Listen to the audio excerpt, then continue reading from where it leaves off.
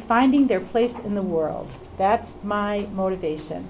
And to do that, and I also, because I'm going to a place in the world that is, I can't do some of the things that were said here. So there, each location has its own definition of what you can and cannot do. And I see my friend Cindy over there nodding her head, because we spend a lot of time on safety and security issues in the environment that I work in, which is, I work in two environments actually, South Africa and Kenya. And it just, you just have to make that be part of how you're thinking about design, because you don't have the same kind of freedoms that you take for granted in other settings. So that said, my subject matter, as many of you may have heard, is race relations in South Africa. And it's a historical view. We do both. I'm a integrative studies person at my core. I have studied both history, sociology, and gender studies, women's studies, and that's what it was called back in my old day. And so what I'm doing is I'm setting it up so that they can have both learn the history and master the history to the extent possible in this, first, it's only a summer course, and also social issues that are relevant, that are played out in the environment, in the contemporary landscape, that relate to, that the historical context set up, so that they are constantly seeing the connection between what they are learning in the history and what they're seeing as an expression in the contemporary landscape, which is I think one of, it's been a very positive and powerful way to do it, because I don't know how many historians, if there are any in here right now, but I am feeling a lot of pushback on history from many students through the years, because maybe because it hasn't been taught in a way that's engaging, maybe because of the density of the text. And they look at it and they read it and they say, I feel like might as well be reading Japanese. I can't understand what is this saying. So I'm very intentional about making sure that I try to make what they're reading come alive in what they are experiencing. So where does reflective practice come into this? Well, I see reflective practice as having three major prongs. So sorry about not having the, you can show photographs whenever you feel moved. Because she has, okay, there's one. That's a good one of me with the BBLCF group. And then we'll see. So here's the three prongs. Knowledge or study or learning is prong 1. Action is prong 2, and reflection is prong 3. So that is the order in which I do this reflective practice. And if you heard Megan and Annie speak, you understand why. Because context is so critically important. It's one thing to come into a new environment and to say, it's not like this, or it's different here, or that's not how we do it, or, all of those kinds of surface, first impressions that are going to happen. But I think it's quite another to make sure that when that is going to happen no matter what, but when that's happening, it's happening against some context, so that the student, and you have a very short time on these, well, I do anyway. I have a semester of summer, so that's 6 to 7 weeks. So it has to be, again, the word I keep using over and over is intentional and pointed, because if you miss the window, you sometimes really do miss the window, and this experience becomes always comparing it against what I know. Well, that's not how it's done. Well, why do they do that? Well, etc. So knowledge, action, reflection. And in the knowledge, this is where I have a critical thinking is the prong, that sort of the subset of that. And critical because we are studying structures. So we have to study structures in a South African context if we want to make any sense at all of the contemporary order. All right, so we got this knowledge. We're studying, we're learning history, we're learning we're learning to think critically about structures. Then what? So we could just be happy with that. We could just say, you know, look at us. We have got it down. We understand that things are not the way they say they are, and look at the poor, and just, you know, pack up and go back and say, we studied that. We write our papers. Well, that's not how I work. I would like to also, like I said, with reflective practice, there has to be an action step.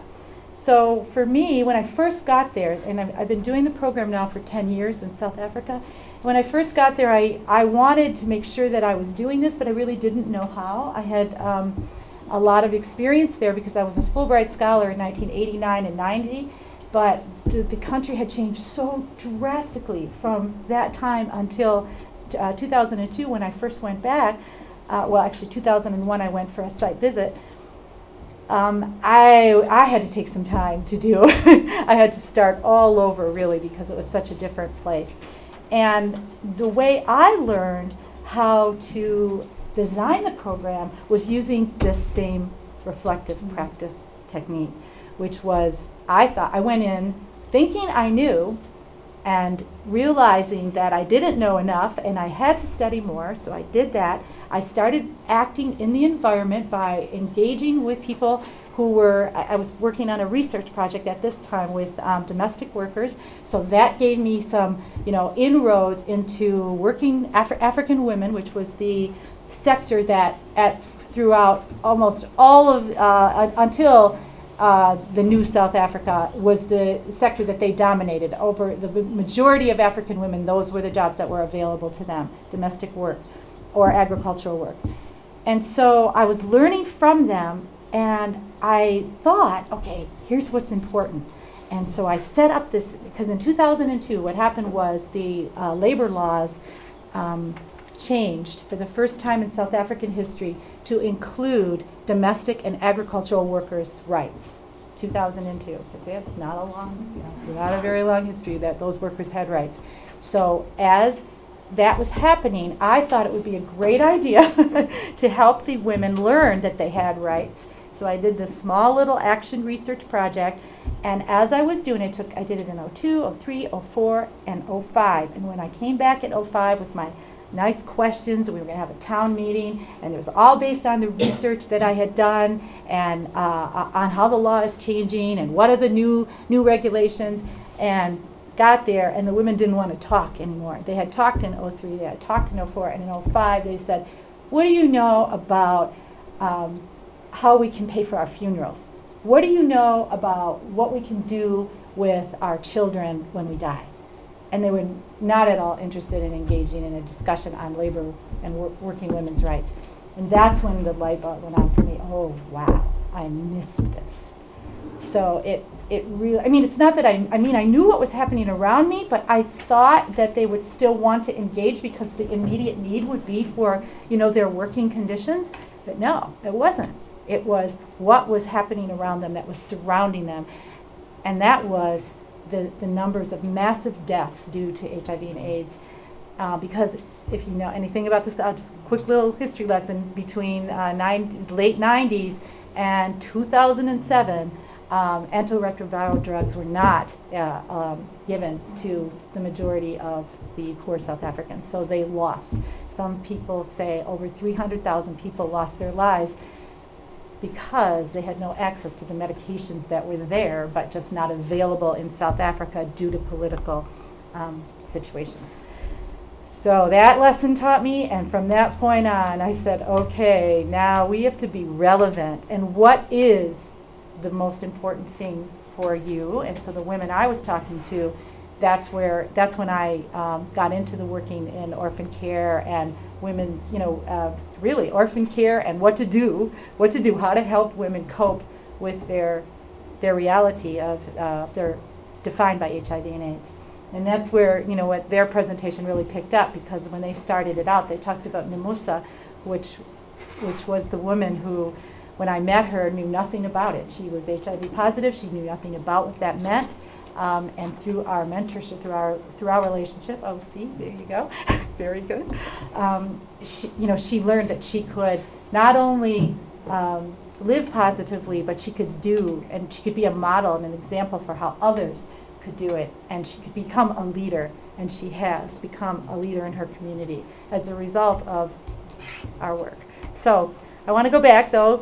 Knowledge, are you timing me? Okay. I'm seeing a little. Okay, so knowledge, action, reflection, and critical thinking. I just want to leave you with a couple of really key things, and then we can, I'm assuming, are going to discuss. Yeah. So if you saw, the other thing that I guess the last thing I want to make sure that I get out is that this work is very problem-based. It's multi-dimensional, and that I think is really, again, hard, because we like to have things kind of easily understood and tied up in nice bows, and none of this is very messy work.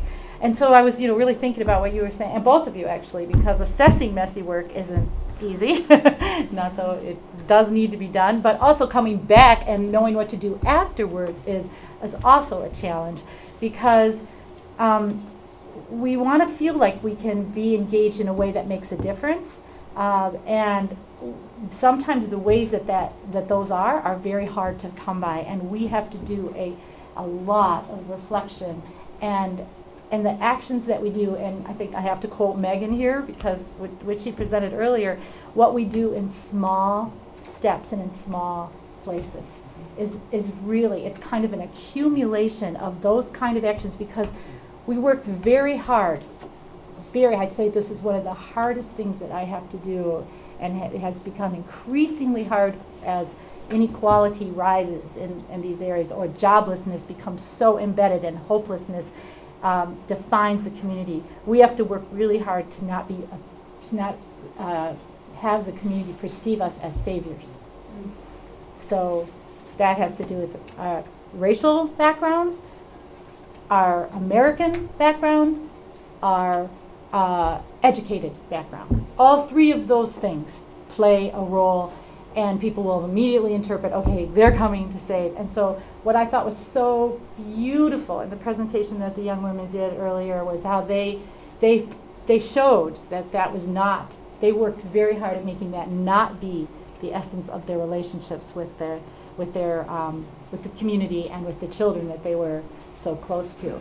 So that says to me that when you really commit to doing this work, it's hard work, but it can be successful. You can get at making a difference in people's lives without being saviors, if that makes sense. So I think I'll